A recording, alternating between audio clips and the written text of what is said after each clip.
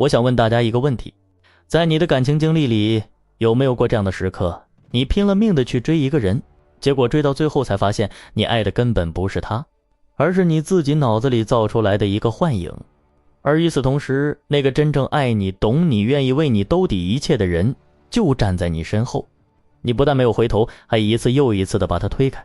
等你终于想回头的时候，他说了一句话，即使是最永恒的爱也是会枯竭的，然后他转身走了。这就叫情关。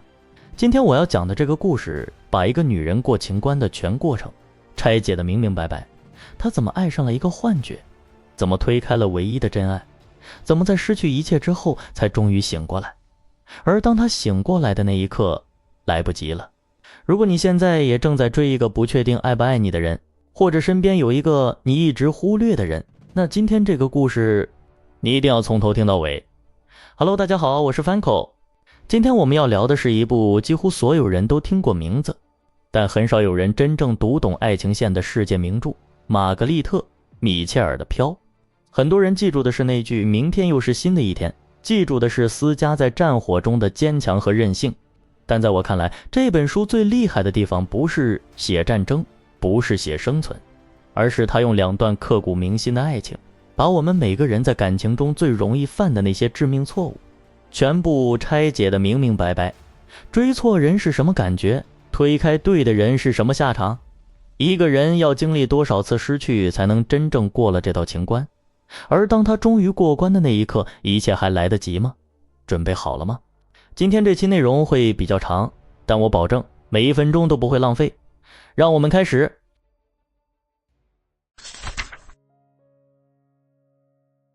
我们先来认识一下故事的女主角思嘉，16岁，一出场就是万人迷的配置。用一句话总结，就是一个可爱迷人又风骚轻佻的少女，身边的男人们几乎都跟她求过婚。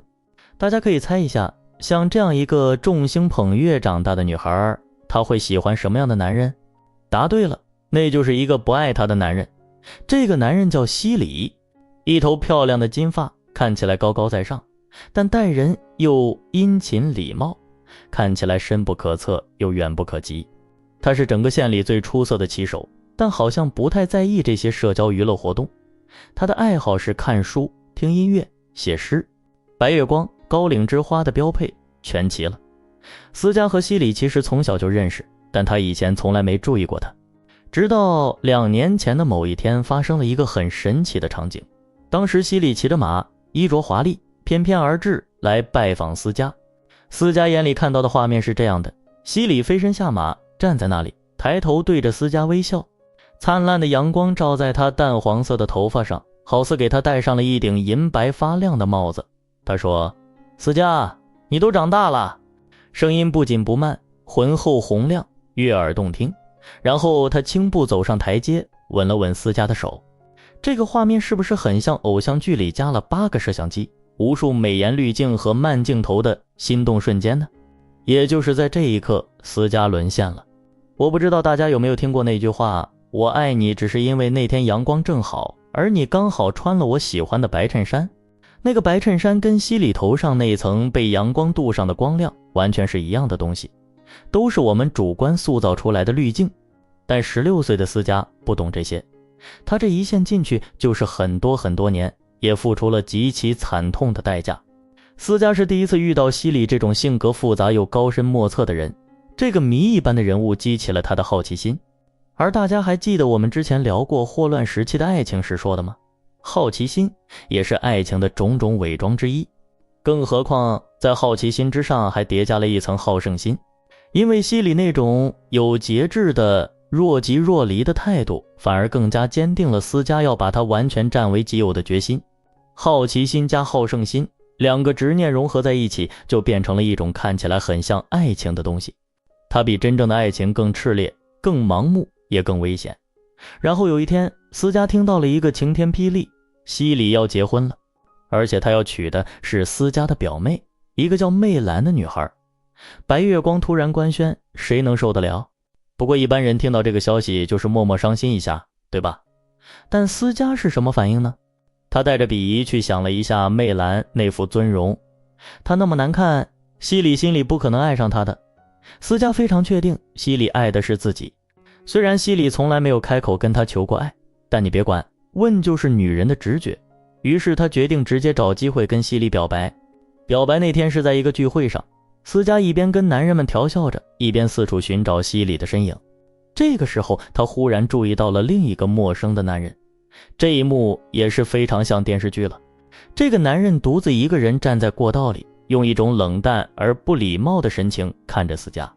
他看上去至少35岁了，个子很高，肌肉发达，脸盘黝黑的像个海盗一样，双目大胆又乌黑。当他们俩的目光对视的时候，他对思佳笑了笑，脸上有种冷淡而满不在乎的神情，嘴角却露出玩世不恭的样子。思佳不禁倒吸了一口冷气，他觉得他看自己的眼神就好像知道他不穿衣服是什么样子一样。懂行的朋友已经嗅到了，这种细致的出场描写一看就是男主角的配置。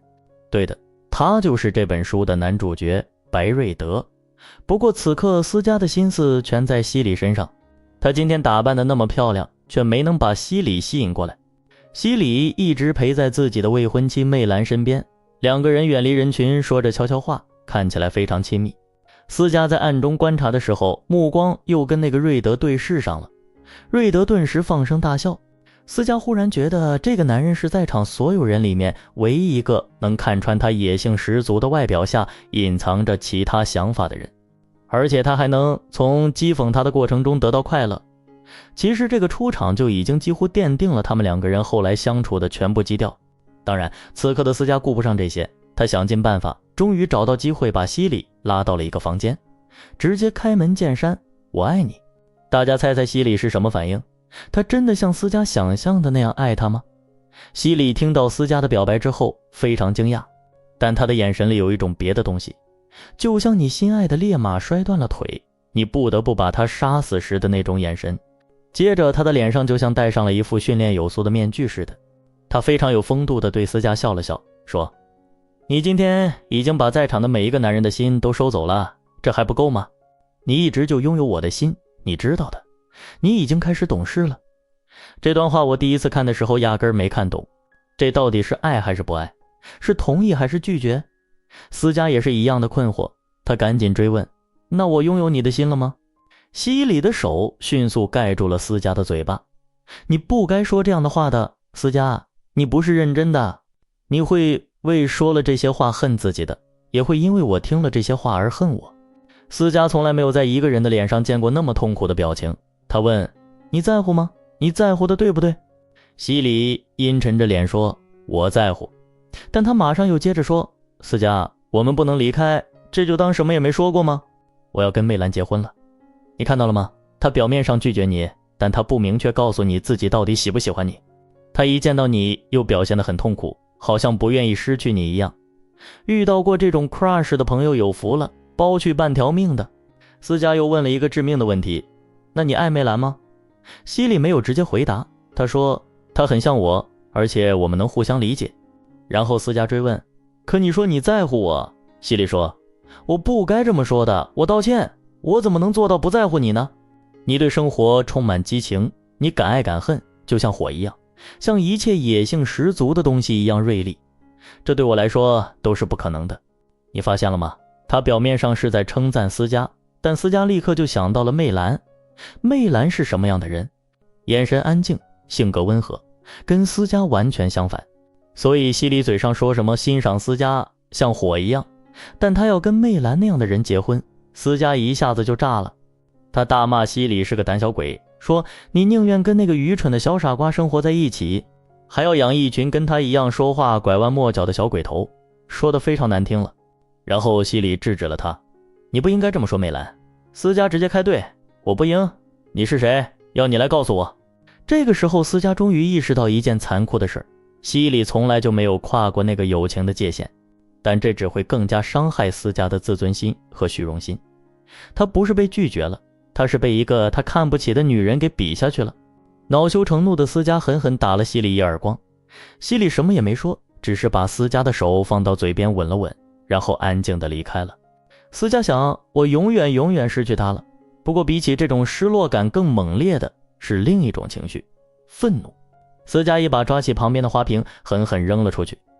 这时候戏剧性的一幕发生了，在沙发深处忽然传来一个声音，这太过分了，房间里竟然有人，大家是不是也猜到是谁了？是瑞德。他从那个躺着的沙发上站起来，用一个非常夸张的礼貌态度向思佳鞠了一躬。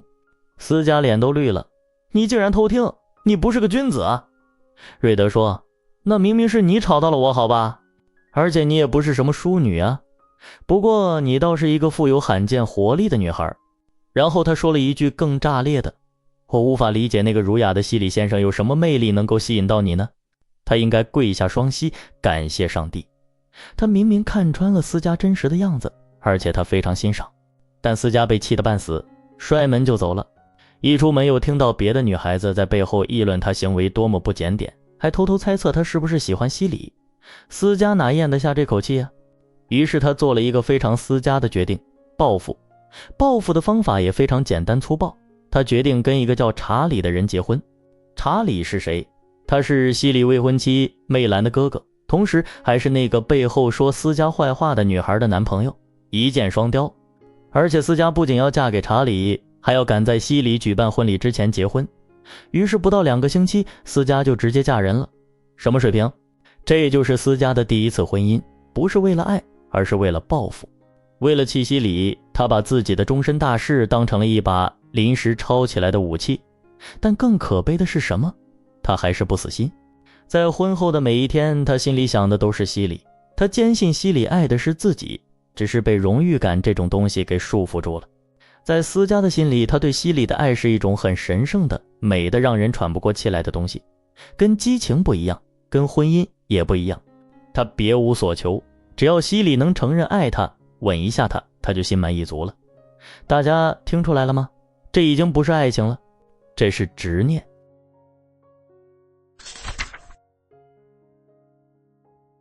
后面故事的进展非常快，美国南北战争爆发了，查理和西里都作为南方的代表去入伍了。结果不到2个月，查理就死在了战场上。17岁的思佳直接成了寡妇。没多久，查理的遗腹子也出生了。经历了这一系列遭遇，思佳变得非常萎靡不振，因为所有年轻小伙子都去打仗了，而且她作为一个寡妇，被要求必须庄严肃穆、冷淡孤傲，时刻谨言慎行，再也不能跟男人互动了。她之前训练了那么多年的拿捏男人的小技巧，现在全都英雄无用武之地了。思佳就想，婚后的女人根本没有什么乐趣可言，那寡妇更是还不如死了的好。为了让她打起精神，妈妈把她送到了亚特兰大，跟媚兰以及白蝶姑妈住在一起。一开始她的生活也是极其无聊的，直到有一天，她听说有一个为战争筹款的义卖舞会。思佳非常高兴，冲着舞会就去了。在舞会上，她又见到了白瑞德。瑞德还是一副狂妄自大、傲慢无礼的样子，盯着思佳看。他直接走过来搭讪，还邀请她一起跳舞。他们俩关于跳舞的这段对话，我觉得非常有意思。思佳还在故作矜持，我还是不跳了，这样别的女孩子会议论我的。瑞德说，别的女人怎么说，你重要吗？思佳说，不重要，不过人们认为一个姑娘应该在乎这些，但是我今晚不在乎。瑞德说了一句非常关键的话，妙极了，你现在开始为自己着想了，这是变聪明的开始。直到你失去了名声，你才会意识到它是怎样的一个负担，或者什么才是真正的自由。思佳听到这个话，下意识地反驳说，那也不是什么都能用钱买到的，比如幸福和爱。瑞德说，一般来说是可以买到的，就算买不到的时候，也是可以买一些出色的替代品的。然后他俩就这样一边聊，一边在所有人的目光下跳了一支又一支的舞。跳完舞，思佳就想，现在我的名声已经毁了，那别人在说什么也无所谓了。怎么说呢？一个人的人设一旦崩掉了，在废墟之上就是崩无可崩了，反倒某种程度上获得了自由。思佳当时都没有意识到，他这个想法其实就是瑞德灌输给他的，传说中的引导性恋人。但思佳的心里一直挂念的还是西里，他甚至干过一些非常离谱的事，比如偷偷去看西里给媚兰的信，结果发现信里写的都是什么战争、读书、信念这些无聊的东西。思佳看完还沾沾自喜，太好了，西里爱的还是我，这些信根本就不是情书，写的这么无聊。你看到了吗？他不是在分析西里爱不爱媚兰，他是在用一切证据来巩固自己已有的结论。这是一种什么心理？这叫确认偏误。当你心里已经认定了一件事的时候，你会自动过滤掉所有反面证据，只留下支持你结论的东西。可是另一边，每天陪在思佳身边的却是那个男人瑞德。自从义卖会跳舞之后，瑞德一到城里就会去找思佳，带她兜风，陪她参加舞会，到医院门口等她，开车送她回家。跟约会有什么区别呢？思佳也在了解瑞德的过程中发现，不管别人怎么评价瑞德，他知道瑞德那种刻意的殷勤和华丽的言辞，其实全都是假心假意的。某种程度上，只有他们俩互相知道对方是什么货色。可思佳不确定瑞德是不是爱上了他，因为瑞德从来没有对他示过爱，也没有对他身边的男人表现过嫉妒。有一次送了一份他非常喜欢的礼物，他都已经准备好让他来吻自己了，结果瑞德没有吻他，反而哈哈大笑，说我可不想跟任何人结婚，我不是一个适合结婚的人。一个非常典型的浪子形象。就这样，瑞德慢慢挑起了思佳想要征服他的欲望。这个征服欲又上来了。思佳茫然地想，这看起来像是我爱上他了，但我没有，我真是弄不明白。大家觉得思佳现在对瑞德的感情是爱吗？先别急着给答案，我们接着往下看。打仗中的西里休假回来了，思佳已经2年没见到他。这次见面，他都被自己心中那种强烈的感情吓了一跳。原来这份感情越是压抑，就变得越强烈。1个星期过去了，直到西里马上又要走了，思佳才找到机会跟他单独告别。但甜蜜的东西没得到，得到的却是一个让人破防的话。西里说，思佳，你能不能帮我照顾媚兰？她太脆弱、善良、胆怯了，就像个孩子一样。而你如此坚强，你可以帮我吗？思佳说，不，我不够坚强。西里说，你必须坚强，要不然我怎么受得了啊？思佳，你这么善良，这么坚强，还这么漂亮，也许我比大多数人都了解你，我能够看得见埋藏在你心灵深处的美。2个人就这样对视着，思佳一直垫着脚等着西里说出那重要的3个字，可西里没有说，而且是在思佳的央求之下，西里才吻了她。2个人差点意乱情迷，但西里非常及时地刹了车。思佳实在忍不住了，哽咽着表白，我一直爱的都是你，我跟查理结婚也是为了气你。西里说，你爱我吧，可以让我下半辈子就靠这句话活下去。大家听听这话，靠这句话活下去。他承认了，但他脸上除了因为被爱而感受到的喜悦之外，更多的是屈辱和绝望。他什么都没多说，匆忙离开了。思佳不管这些，他现在非常确定西里爱他，已经开始幻想战争结束之后要跟西里在一起了。但美梦很快被击碎，暴击接连出现，媚兰怀孕了，西里在战场上受伤被俘了。最麻烦的是亚特兰大要沦陷了，而媚兰还挺着大肚子。思佳没办法，他毕竟答应了西里要照顾媚兰，于是他只能强忍着痛苦和恐惧，自己一个小姑娘去帮媚兰接生，照顾全家的人。接生完之后，他赶紧让仆人去找瑞德求救。瑞德真的来了，他带着马车出现的时候，思佳非常欣慰，他觉得跟瑞德在一起就不害怕了，非常有安全感。但在出城之后，瑞德忽然做了一件让所有人都意想不到的事。他说，我们就在这儿分手吧，我要去打仗了。这个一直调侃战争毫无意义、大发战争财的瑞德竟然有了这个想法。思佳以为自己听错了。这时候瑞德表白了，他说，我爱你，思佳，因为我们太像了，我们都是叛逆的人，是自私的卑鄙小人。然后他动情地吻了思佳，但思佳想到的是他要走了，他要留下我独自面对北方佬。想到这里，他愤怒地给了瑞德一巴掌，但瑞德还是走了。就这样，19岁的思佳拖着一车老弱病残、孕妇、刚出生的婴儿，完全没有主意的仆人，在战火中继续前行。这一路的艰辛真的让人叹为观止，可以说是遇神杀神，佛挡杀佛。他硬是穿越火线，带着这一车人回到了塔拉。但回到家之后，迎接他的又是一整个大烂摊子。母亲死了，父亲疯了，妹妹病了。于是思佳又开始支棱起来，带着全家人摘棉花、种土豆、躲北方佬、杀人放火、偷东西，只要能保住塔拉，他什么都能干。就这样，思佳从一个小姑娘彻底蜕变成了一个眸子炯炯有神的成熟女性。她跟媚兰也在这个过程中成了非常亲密的战友。可是大家有没有注意到一件事？在思佳最绝望的时刻，在她最需要帮助的时候，那个她深爱的西里在哪里？在战俘营里，她什么都做不了。而真正赶来救她的那个人，她连一句好话都没给过。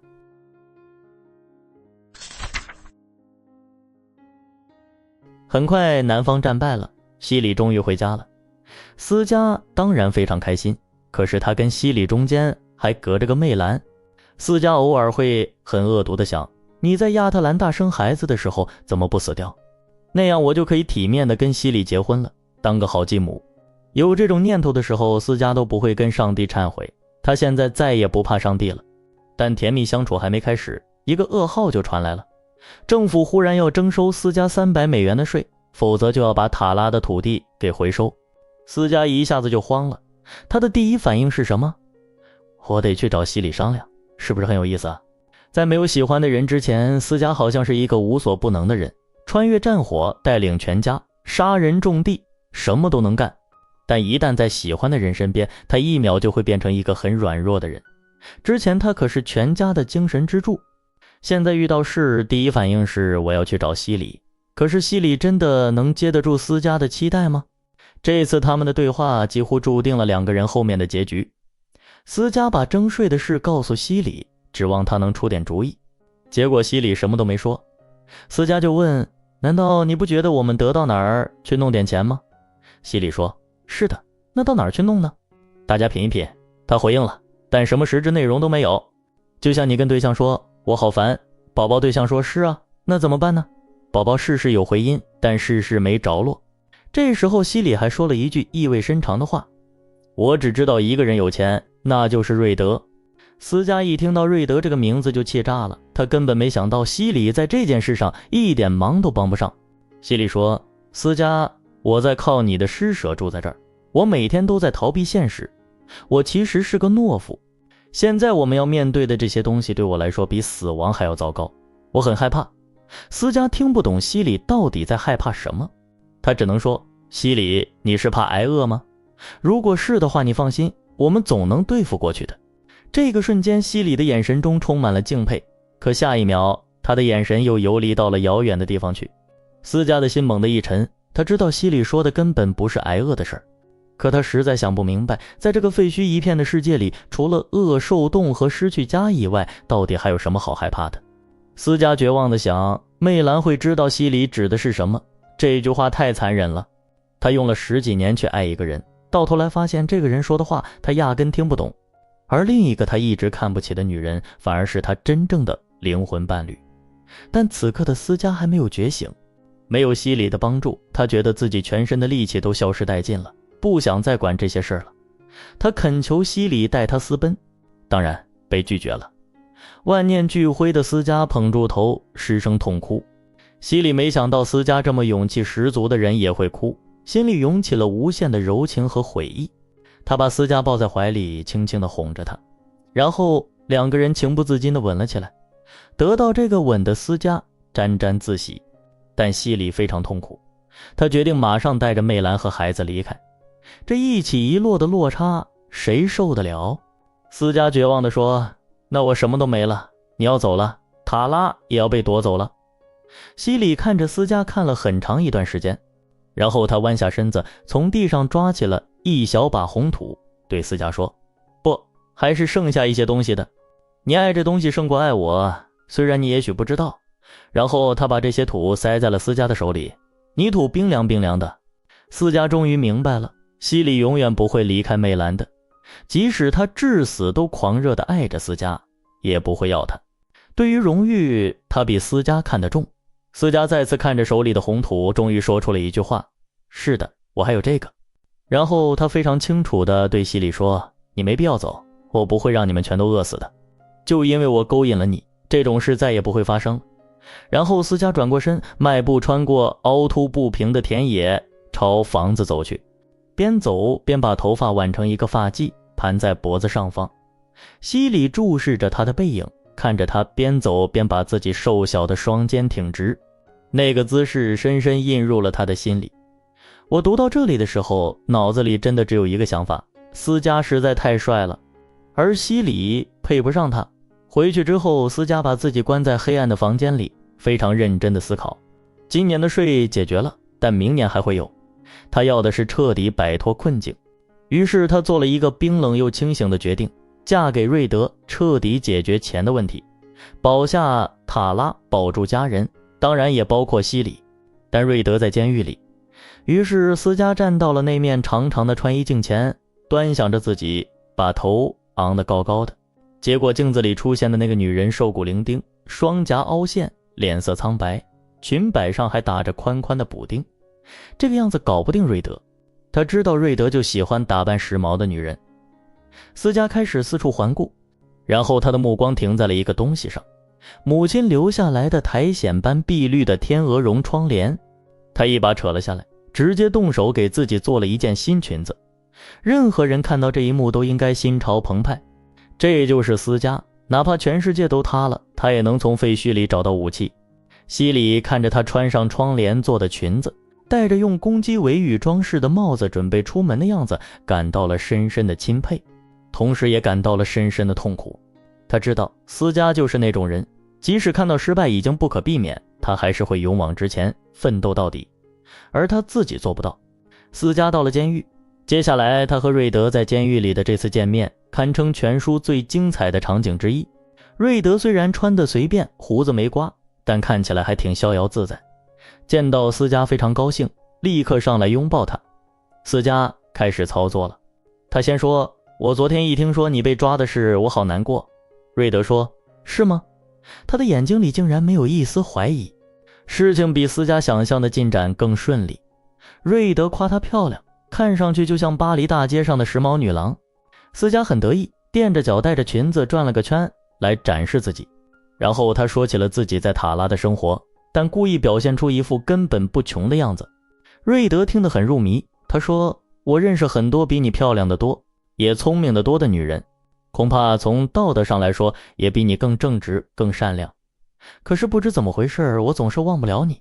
思嘉继续表演关心，他们不会真的把你绞死吧？瑞德问，你会不会为我难过呢？如果你难过到一定程度的话，我就把你的名字列入我的遗嘱。遗嘱？思嘉差点笑出声，他赶紧垂下眼睛，担心露出马脚，可惜他的动作不够快。瑞德的眼睛一亮，好像发现了什么，但思嘉没注意到。他继续加码，他闭上眼睛，拼命想挤出几滴眼泪，还微微扬起脸，方便瑞德能毫不费劲地吻到他。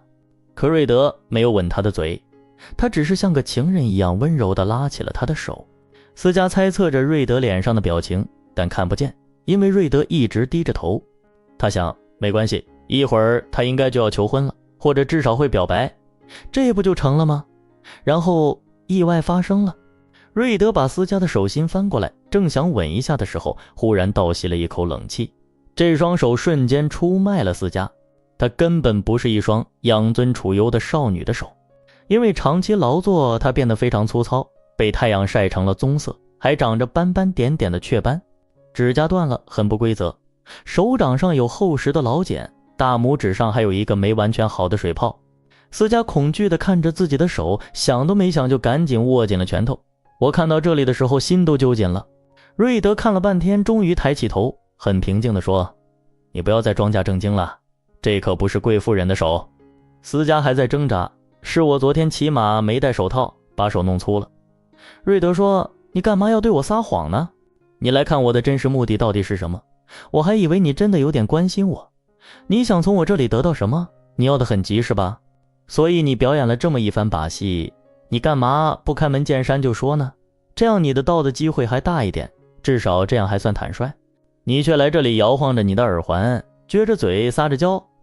后面的话非常难听了，但瑞德的声音就像死一般平静，把思嘉彻底吓坏了。瑞德继续说，你不会以为我会向你求婚吧？我跟你说过，我可不是一个适合结婚的男人。思嘉竟然还没有放弃，他换了一个策略，利用他的同情心和过去的交情，想从他那里拿到钱。瑞德问清了来龙去脉之后，直接拒绝了。思佳才最终破防，脸色铁青，一跃而起，语无伦次的叫喊。瑞德抱住他，他拼命挣扎，想咬他的手，踢他的腿，把所有的愤怒和绝望全都发泄出来。他太累了，直接气晕了过去。醒来的时候，瑞德正在照顾他。思佳气得立刻就要走，他说：我恨你，一开始你就知道我要说什么，你也知道自己不会给我钱，你还让我一直说下去，你本来可以饶了我的。瑞德却说饶了你我就听不到那些话了，我在这里也没有什么娱乐活动。然后他紧紧抓住思佳，忽然问了一个很奇怪的问题：你告诉我，我是不是你能想到的唯一办法？你操控的还有没有其他男人？思佳说没有。瑞德听完停了很久，然后他说：你可以来看我被绞死，那会让你舒服多了，你我之间过去的旧账全都扯平了，我会在遗嘱里提到你的。大家看到了吗？他看穿了思佳，看不起他，骗他，却又敬佩他为了塔拉什么都豁得出去，而且依然爱他。但此刻的思佳根本不信瑞德说的任何话，他自己开始想办法。就在从监狱回去的路上，他遇到了妹妹的未婚夫弗兰克。一听说他赚了不少钱，思佳立刻就把弗兰克搞到了手，2个星期后直接嫁了，搞到300美元救下了塔拉。这是思佳的第2次闪婚，第一次是为了报复西里，第2次是为了拿钱救塔拉。大家也可以换位思考一下，如果你是监狱里的瑞德，听说思佳连2个星期都等不了就嫁人了，你是什么感受？果然，瑞德一出狱就去找了思佳，一进门他就忍不住大笑：我最亲爱的肯尼迪太太，我听说你连2个星期都等不了，女人真是喜怒无常。你知不知道我可是有50万美元，你要是没有匆匆忙忙结婚该多好。思佳听到50万这个数字，痛苦的连瑞德的嘲笑都没听见。瑞德借钱给思佳买了心心念念的锯木厂，从此瑞德几乎成了思佳生活中唯一可以依赖的人。他经常来拜访思佳，帮他拉生意，他们俩几乎无话不谈。为什么？因为思佳不需要在瑞德面前隐藏自己的动机和真实想法，这一点就算在西里面前他也做不到。瑞德还会鼓励他，如果你想要与众不同，你就要受到孤立，不但你的同龄人要孤立你，就连你的父辈儿孙辈都要孤立你，他们永远也不会理解你。而每当思佳想通过撒娇让瑞德帮忙的时候，就会被狠狠嘲讽。但一旦思佳气急败坏露出真面目，瑞德反而哈哈大笑，就跟逗猫似的。思佳觉得跟瑞德相处还挺刺激的，就像偷偷喝白兰地一样。可只有到了晚上，他才会想到西里。后来弗兰克也死了，因为思佳坚持在危险时局中做生意，弗兰克为了保护他去报仇，结果丧了命。那天晚上，思佳非常孤独和害怕，然后瑞德来了。他一进门就非常温柔地问：你需要帮助吗？瑞德每次都是这样，他太懂思佳了，而且总是在他最需要的时候出现。思佳一听这话就像倒豆子似的，什么都说了。他说：你知道吗，就连我妈妈死了我都高兴，因为她就看不到我做的这些事了。他说：有时候我真的在尽力对人好，可接着那些噩梦又会回到我的脑海里，吓得我只想冲出去，把钱从人们手里夺过来，不管这个钱是不是我的。然后他哭了起来。他还跟瑞德说：我在梦里面都在挨饿，在迷雾中奔跑着，有东西在追我，可我不知道自己要去哪儿。醒过来的时候，我觉得世上所有的钱都不能让我摆脱再次挨饿的恐惧心理。瑞德安慰了他，然后他直接扔出了一个重磅消息：求婚。他说：既然弗兰克已经死了，我觉得你还是有兴趣知道的，我比任何一个追求你的人都更想要你。明天我就要离开很久了，我担心回来的时候你又跟哪个有点小钱的人结婚了。那既然你就是要跟钱结婚，为什么不能是我和我的钱呢？思佳说：结婚没有任何乐趣，可能对男人来说有，但女人从婚姻里得到的就是些吃的东西，一大堆活和不得不忍受男人的愚蠢，还有1年生一个孩子。瑞德哈哈大笑：那只能说你之前嫁的不对，你为什么不嫁给一个名声不好但对女人很有一套的年轻小伙子呢？也就是我，会很有趣的。这时候思佳忽然想起了西里，其实西里才是他不想结婚的真正原因。虽然他对瑞德并不反感，有时候还很喜欢他，但他总觉得自己是永远属于西里的。他的心理活动完完全全写在了脸上。瑞德看穿了，然后他紧紧抱住思佳，吻了她。在那个让人头晕目眩的吻里面，思佳也不知道怎么了，很快就投降了。他答应了瑞德的求婚。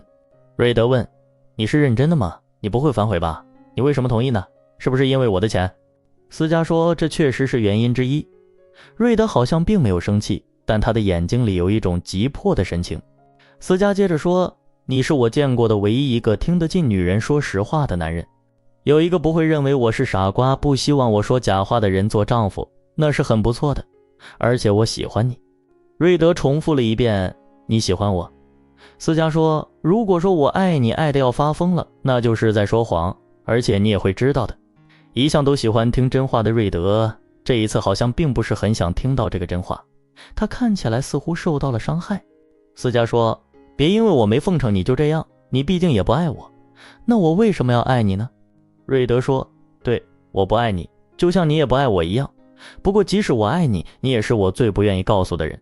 大家站在旁观者的角度应该都能感受到，瑞德是非常爱思佳的，但他太骄傲了，每次面对思佳去表达的时候都说得非常模糊和戏谑，所以思佳一直不确定瑞德的感情。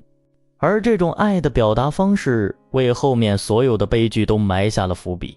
婚后的生活其实是快乐的，思佳想花多少钱就花多少钱，想干嘛就干嘛。瑞德笑话他做的每件事，但鼓励他奢侈浪费，无理待人。他为他付账，给他盖大房子，买很多珠宝。他有时候非常宠爱思佳，有时候又嘲笑他。他还鼓励思佳把心里话都说出来，鼓励他轻浮大胆。当思佳做那个挨饿的噩梦的时候，瑞德会温柔地抱着她说：思佳，我会好好照顾你的，让你有安全感。只是思佳一直不觉得瑞德爱自己。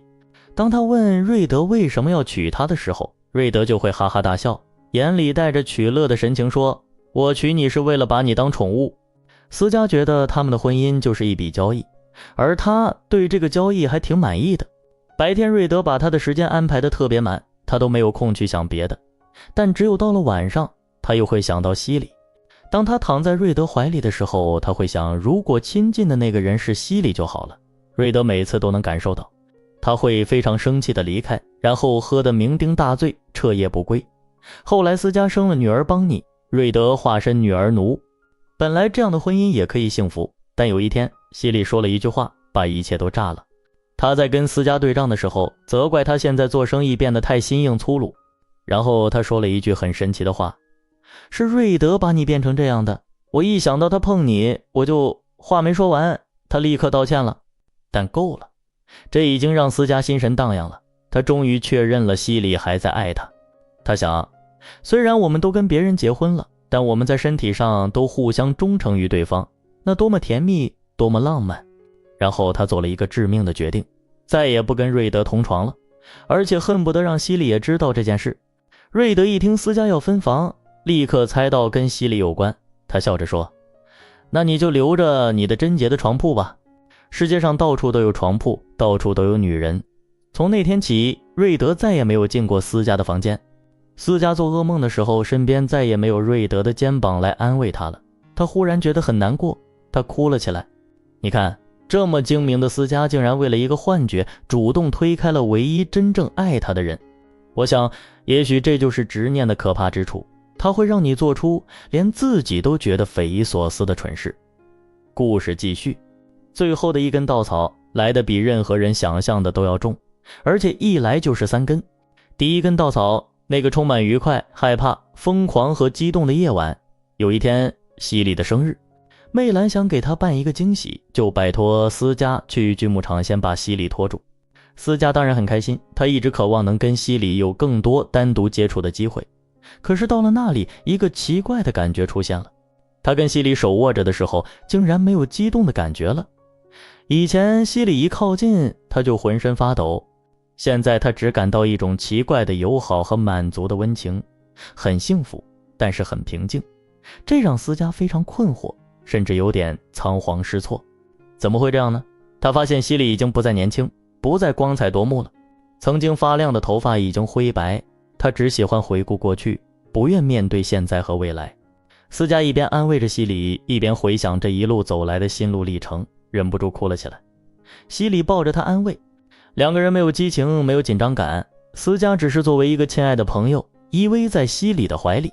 最讽刺的事情发生了，就在思佳第一次把西里当作普通朋友的那一刻，他们拥抱的画面被别人看到了。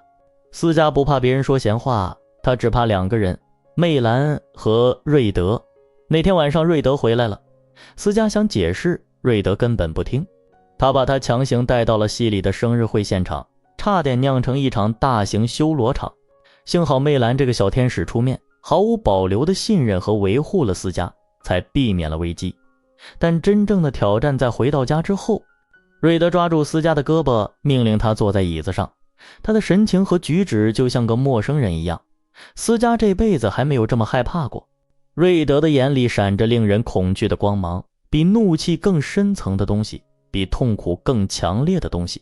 思佳试图反击，你无法理解西里和我，你一直活在泥潭污垢当中。瑞德说，对啊，我是嫉妒西里，我知道从肉体上来说你没有对不起我，因为西里没有要你，他很高贵，他是个绅士。然后他说了一段刺进骨头里的话，你躺在我的怀里，把我当成西里，你没想到我知道吧？你不知道的是，其实西里并不想要你的思想，而我想要，但我永远都得不到，就像你也永远得不到西里的思想一样。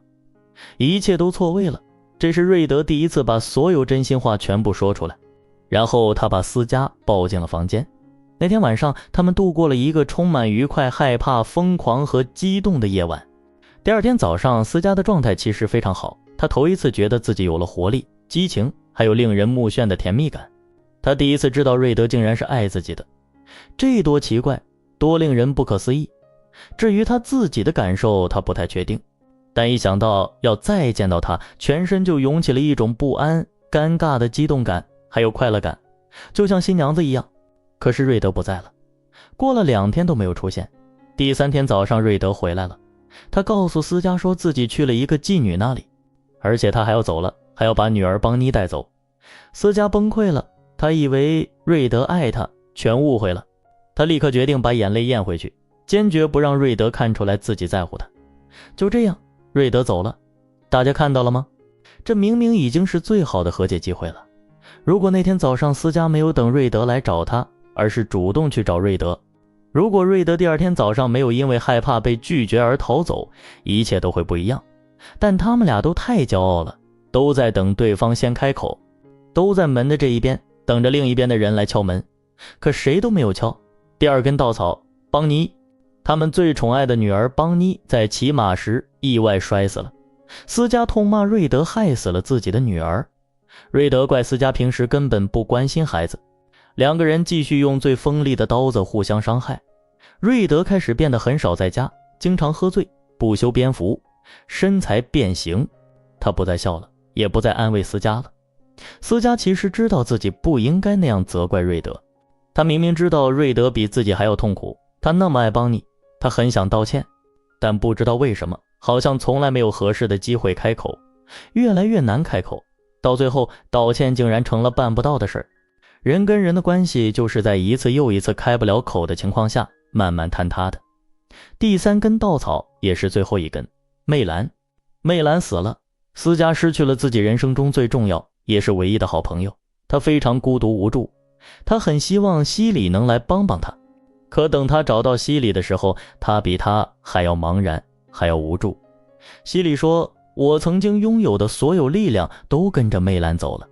这一刻，思佳有生以来第一次真正理解了西里，他终于明白，原来西里爱的一直是媚兰，从来就没有真正爱过他。可是知道这一点之后，思佳发现自己并不伤心，他不在乎了，因为他也不爱他了。此刻他对西里的感情只剩下同情，还夹杂着一些轻蔑。他搞不明白，我爱了他这么多年，怎么可能爱会在一瞬间变得无动于衷呢？到底发生了什么？然后他说出了那段我们在视频一开始就引用过的话。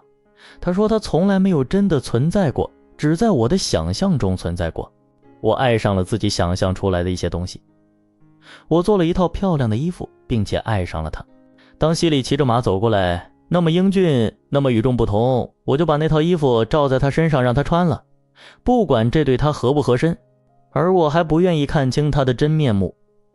我一直爱的都是那套衣服，而不是他。如果当年西里拒绝思佳的求婚更果断一点，满足一下他的虚荣心，西里在他心里的身价其实也会下跌的。正是那种若即若离、欲拒还休的态度，反复地喂养着思佳的执念。想通了这件事之后，思佳往家走，在回家的路上，他穿过一片树林，忽然发现自己噩梦中的情景几乎再现了。世界上所有重要的东西都消失了，无名的恐惧驱赶着他。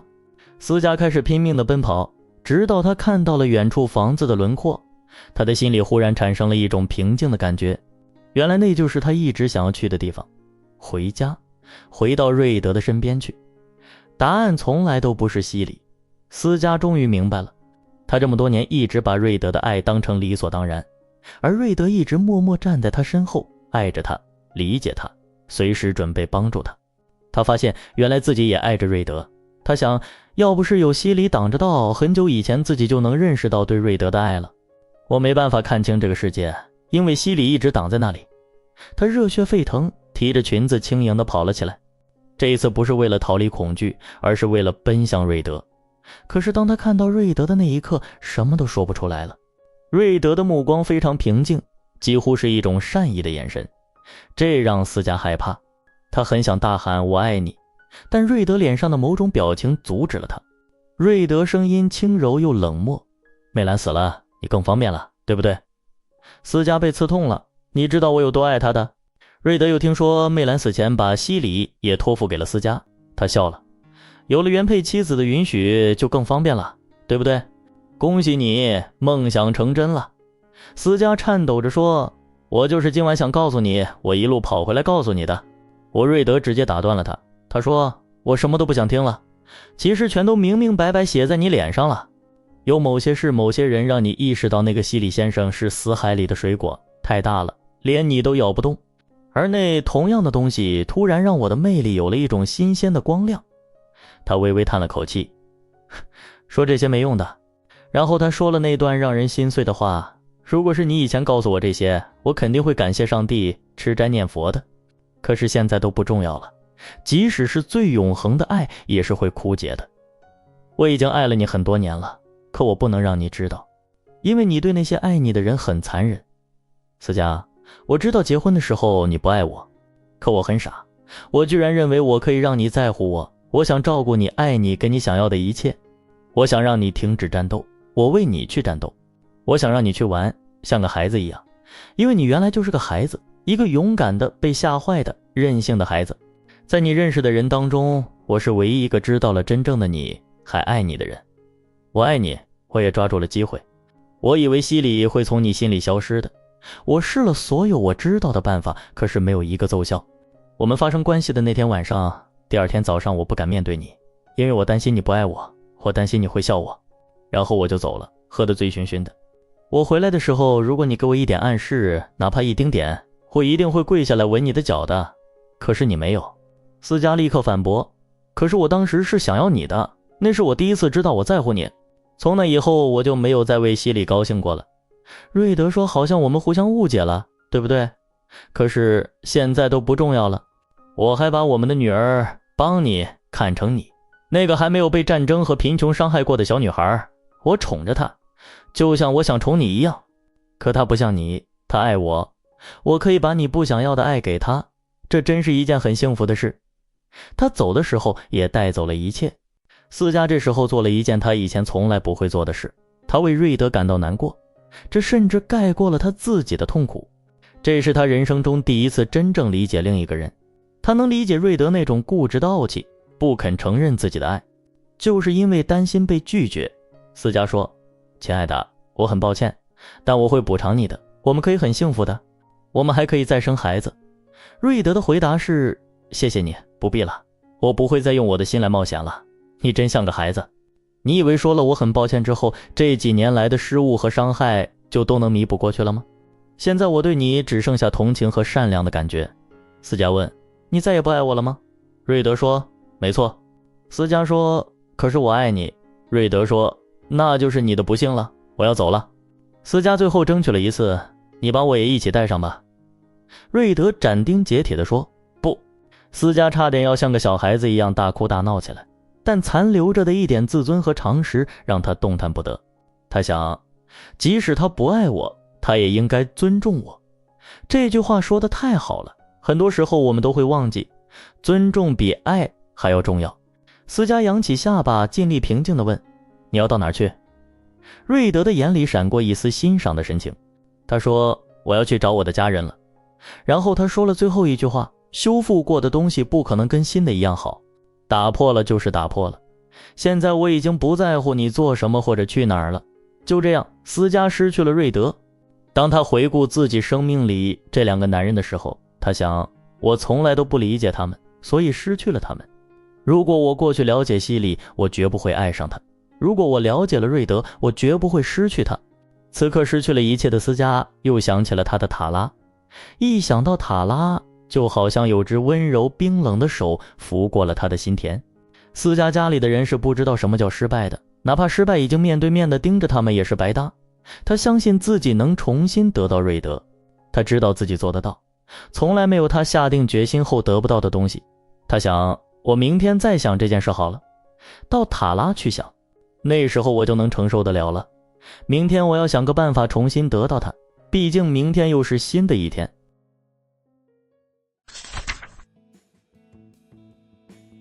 好了，思佳的两段爱情到这里就全部讲完了。现在我想回到开头问你的那个问题，在你的感情经历里，有没有过这样的时刻，你拼了命的去追一个人，结果追到最后才发现你爱的根本不是他。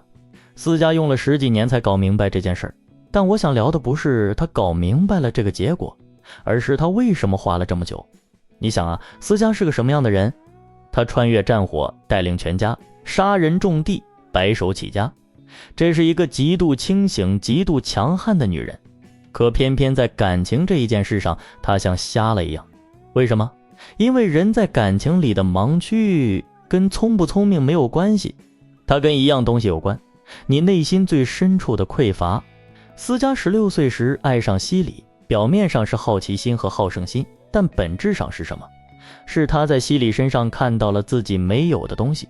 西里安静深邃，有文化修养，这些都是思佳身上不存在的特质。他以为那叫爱情，其实那叫向往。而向往一旦得不到回应，就会变成执念。执念一旦生根，他就不再需要对方配合了，他自己就能生长。所以思佳说，我做了一套漂亮的衣服并爱上了他，不管合不合身，硬套在了他身上。这句话厉害在哪儿啊？厉害在他终于承认了那件衣服是他自己做的，不是西里骗了他，是他自己选择不去看清。而更扎心的是第二层，当思佳把全部注意力都锁在这套不存在的衣服上的时候，他根本腾不出眼睛去看站在他身后的那个人。